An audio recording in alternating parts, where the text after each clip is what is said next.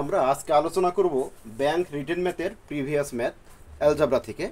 আজকে আমরা মান নির্ণয়ের অঙ্ক শুরু করব। এই কোশ্চেনে দেওয়া আছে কি যে বলা আছে given x equal 3 plus root 8 find the value of x square plus 1 x square.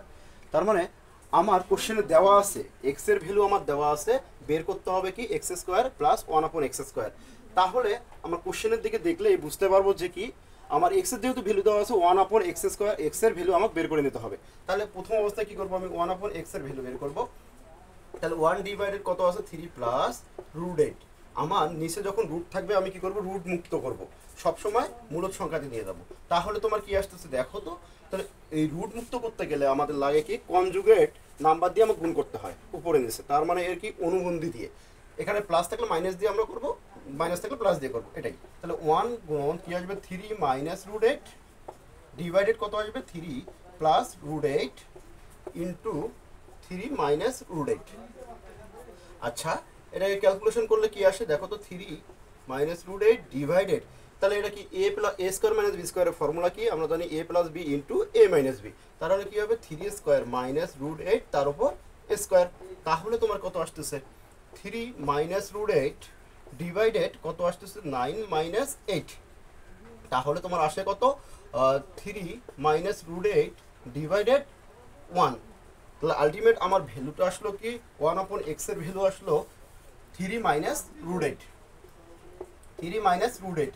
আচ্ছা, আমরা যদি আমাদের জানতে হবে যে এ স্কোয়ার প্লাস বি স্কোয়ারের যে ফর্মুলাটা আছে বা করোলারিটা আছে, ওই করোলারিটি সমান সমান কি A plus B whole square minus 2ab।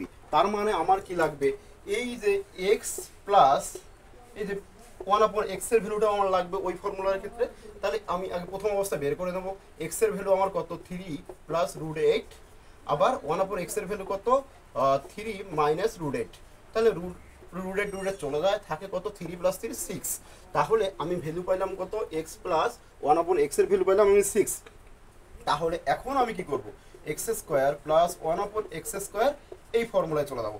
তাহলে এটা সমান সমান কি আসবে, এক্স প্লাস 1/x তার উপর whole square minus 2x into 1/x।